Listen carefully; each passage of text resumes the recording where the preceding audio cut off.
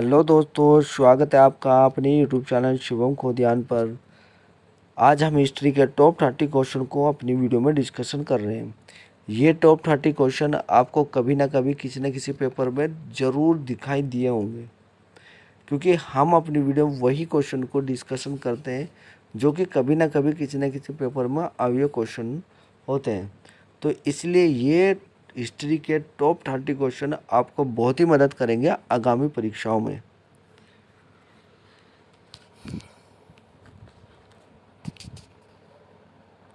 तो इसलिए ज़्यादा देरी ना करते हुए चलते हैं हम पहले क्वेश्चन की तरफ। देखते हैं पहला क्वेश्चन क्या है। तो ये पहला क्वेश्चन है, अमरकोश के लेखक अमर सिंह किस शासक के दरबार से जुड़े थे। तो आपको बताना है किस शासक के दरबार में जुड़े थे। तो इसका आंसर हो गया डी। क्या होगा इसका आंसर? इसका आंसर हो गया डी। ये चंद्रगुप्त टू के शासनकाल में जुड़े थे। ठीक है, अगला क्वेश्चन देखते हैं। गुप्त संवत 319-320 को प्रारंभ करने का श्रेय किसे दिया जाता है। तो ये किसे दिया जाता है? तो ये इसका आंसर हो गया ए, चंद्रगुप्त वन में। ठीक है, अगला क्वेश्चन देखते हैं। चंद्रगुप्त प्रथम ने गुप्त संवत का प्रारंभ किस उपलक्ष्य पे किया था। तो आपको बताना है किस उपलक्ष्य पे किया था। तो इसका आंसर भी क्या होगा? ए होगा। अपने राज्यारोहण के स्मारक के रूप में इसने इस उपलक्ष्य पे इसकी स्थापना की थी। अगला क्वेश्चन देखते हैं। पराग परिषद अभिलेख का लेखक हरिसेन किस शासक के दरबारी कवि थे। तो आपको बताना है किस शासक के दरबारी थे ये। तो ये समुद्रगुप्त के दरबार में दरबारी थे, कवि थे यानी। ठीक है, तो ये समुद्रगुप्त के कवि थे ये। चलते हैं अगले क्वेश्चन की तरफ। गुप्त काल को प्राचीन भारत का क्लासिक युग क्यों कहा जाता है। गुप्त काल को प्राचीन भारत का क्लासिक युग क्यों कहा जाता है। तो आपका बताना है क्यों कहा जाता है। तो आपको देखना है। तो पहला ऑप्शन क्या है इसमें? व्यापार में अभूतपूर्व प्रगति के कारण। तो ये नहीं है। ठीक है, दूसरा देखते हैं। कला व साहित्य के क्षेत्र के अपने ही चरमोक्ष पर पहचानने के कारण। अगला देखते हैं। प्रचुर मात्रा में स्वर्ण सिक्के चलाए जाने के कारण या उपयुक्त सभी के कारण। तो इसका आंसर क्या होगा? तो इसका आंसर होगा बी। तो ये कला और साहित्य के क्षेत्र में ही इस युग को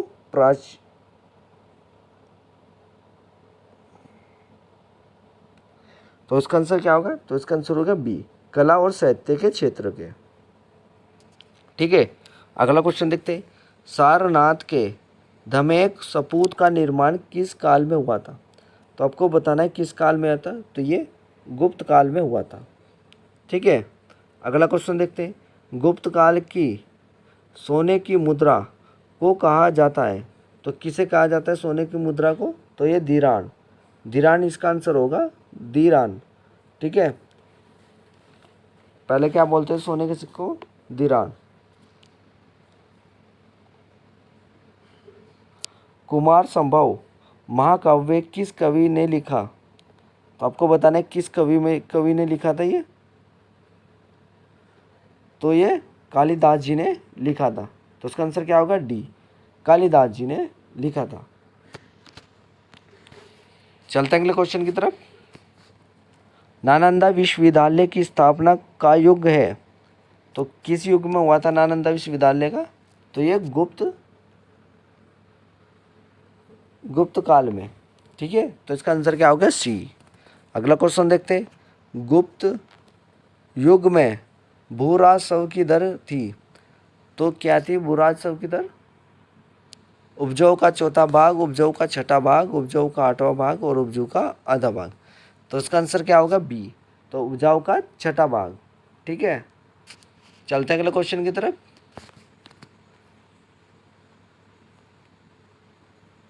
चलते हैं अगले क्वेश्चन की तरफ। नगरों का क्रमिक पतन किस काल की एक महत्वपूर्ण विशेषता थी? तो आपको बताना है किस काल की थी है, तो ये इसका आंसर क्या हो गया, तो इसका आंसर हुआ ए, गुप्त काल में। ठीक है, अगला क्वेश्चन देखते हैं। किस वंश के शासकों ने मंदिरों एवं ब्राह्मणों को सबसे अधिक ग्राम अनुदान में दिया? तो आपको बताना है किसने दिया था सबसे ज़्यादा, तो ये गुप्त काल में ही सबसे ज़्यादा मंदिर और ब्राह्मणों को ग्रामीण अनुदान में दिए मंदिर बनाने के लिए। ठीक है, अगला क्वेश्चन देख। दिल्ली के महरौली के कुव्वत उल इस्लाम, दिल्ली के महरौली के कुव्वत उल इस्लाम मस्जिद के प्रांगण में स्थित प्रसिद्ध लौह स्तंभ किसकी समिति में है? तो आपको बताना है किसकी समिति में था ये, तो ये चंद वंशों की समिति में था, तो उसका आंसर क्या होगा, बी। ठीक है, अगला क्वेश्चन देखते हैं। कालिदास द्वारा रचित महाकाव्य का, कालिदास द्वारा रचित मालविका अग्निमित्र, मालविका अग्निमित्र नाटक का नायक थे, तो कौन था इसका, आपको बताना है। तो ये अग्निमित्र, इसका आंसर क्या हो गया, इसका आंसर हो गया सी, अग्निमित्र। ठीक है, अगला क्वेश्चन देखते हैं। समुद्रगुप्त की सैनिक उपलब्धियों का वर्णन किस अभिलेख में उपलब्ध है? तो आपको बताना है किस अभिलेख में है ये सैनिक की,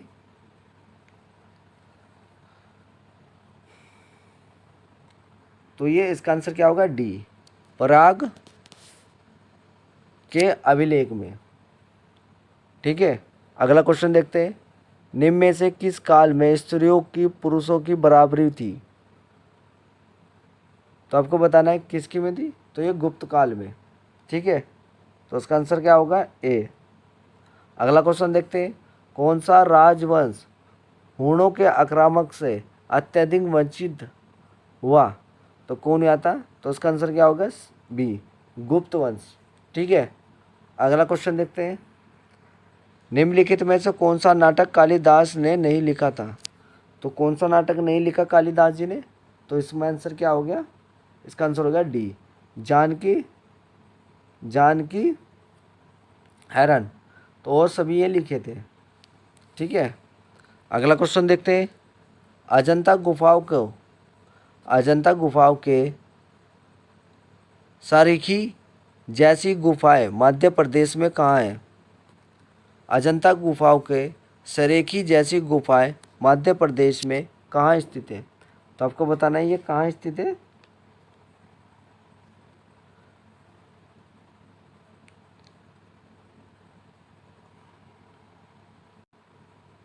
तो इसका आंसर क्या होगा, इसका आंसर होगा ए, धार।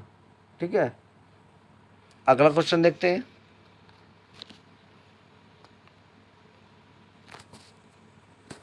गुप्त वंश ने अवधि का शासन किया, तो किस वर्ष तक इसने किया था? तो उसका आंसर होगा ए, 319 से लेकर 500 ईसा पूर्व तक इनका शासक रहा। ठीक है, अगला क्वेश्चन देखते हैं। बाल विवाह प्रथम प्रारंभ हुआ था, तो बाल विवाह कहाँ पर किसने प्रथम हुआ था? तो ये गुप्त काल में ही सबसे पहले स्टार्ट हुआ था, तो उसका आंसर क्या हो गया, सी। ठीक है, अगला क्वेश्चन देखते हैं। सोने के सर्वाधिक सिक्के किस काल में जारी किए गए थे? तो ये किस काल में किए गए थे? तो ये गुप्त काल में ही किए गए थे, तो उसका आंसर क्या होगा, बी। ठीक है, अगला क्वेश्चन देखते हैं। यूरोपियन भाषा में अनुदित अनुवादित प्रथम भारतीय ग्रंथ कौन सा है? तो आपको बताना है कौन सा है इनमें, तो उसका आंसर क्या होगा, बी, अभिज्ञान शकुंतलम। ठीक है, आगे देखते हैं। सती प्रथा का पहला उल्लंघन कहाँ से मिलता है? तो सती प्रथा कहाँ से मिलती है? तो यह अरण अभिलेख में मिलती है, तो उसका आंसर क्या होगा, सी। ठीक है, अगला क्वेश्चन देखते हैं। गुप्त वंश के निम्नलिखित शासकों के क्रम से लगाइए, तो आपको क्रम से लगाना है। पहला क्या है, चंद्रगुप्त 1, समुद्रगुप्त, चंद्रगुप्त 2, और ये कुमारगुप्त, और ये सिकंदर गुप्त। तो ये क्या है, इनके क्रमबद्ध में लगाना है, यानी 1 2 3 जो भी होगा। तो देखते हैं इसका क्या होगा। तो सबसे पहले कौन आया था, चंद्रगुप्त आए, चंद्रगुप्त आए। दूसरे में कौन था, तो इसका आंसर क्या होगा, इसका आंसर होगा ई। पहले कौन आया था, चंद्रगुप्त 1 जी आए। दूसरे पे कौन आया, समुद्रगुप्त जी आए। तीसरे में कौन था, चंद्रगुप्त 2 आया। चौथे पे कुमारगुप्त आया, और पांचवे पे सिकंदर गुप्त आया। तो यानी 1 2 3 ये क्रम वाइज से ही लगे हुए हैं। तो इसका आंसर क्या हो गया, ई हो गया। अगला क्वेश्चन देखते हैं। गुप्त कालीन सिक्कों का सबसे बड़ा ढेर कहाँ से प्रारंभ हुआ था। तो आपको बताना है ये कहाँ से प्रारंभ हुआ था। तो इसका आंसर क्या होगा, तो इसका आंसर होगा भरतपुर। इसका आंसर क्या होगा, ए, भरतपुर, यानी बयाना। बयाना, बयाना कहाँ पर है, भरतपुर में है। ठीक है। और मैं आपको एक चीज़ और बताना चाहता हूँ, क्योंकि वीडियो बनाते समय हिंदी में थोड़ी सी मिस्टेक हो जाती है, तो उस चीज़ का आप कमेंट में लिखते हो। तो प्लीज़ मैं आपसे रिक्वेस्ट करता हूँ कि जब भी आप मेरी वीडियो को देखें तो उन क्वेश्चन को साथ के साथ आप पढ़ते रहें, जिससे आपका रिवाइज भी होगा। अगर कोई गलती होती है, छोटी गलती होती है, तो उसको थोड़ा इग्नोर करके चलता है। अगर हाँ बड़ी गलती है तो आप उसमें कमेंट में हमको बता सकते हैं, तो हम उस पर बहुत ज़्यादा गौर करते हैं। क्योंकि देखो, गलती सभी से हो जाती है, बड़े से बड़े यूट्यूबर से भी गलती हो जाती है। तो इसलिए अगर कोई छोटी सी गलती होती है तो मैं उसके लिए आपसे क्षमा मांगता हूँ, मगर अगर थोड़ी गलती हो जाती है तो आप थोड़ा इसको इग्नोर करके चला करें। ठीक है। तो ये वीडियो का लास्ट क्वेश्चन था। अगर आपको वीडियो अच्छी लगी हो तो प्लीज़ वीडियो को लाइक करें, शेयर करें, कमेंट करें, साथ में हमारे यूट्यूब चैनल को सब्सक्राइब करें, और साथ में बेल आइकन का बटन दबाना ना भूलें, जिससे हमारी नई वीडियो का नोटिफिकेशन आपको मिलता रहे। धन्यवाद।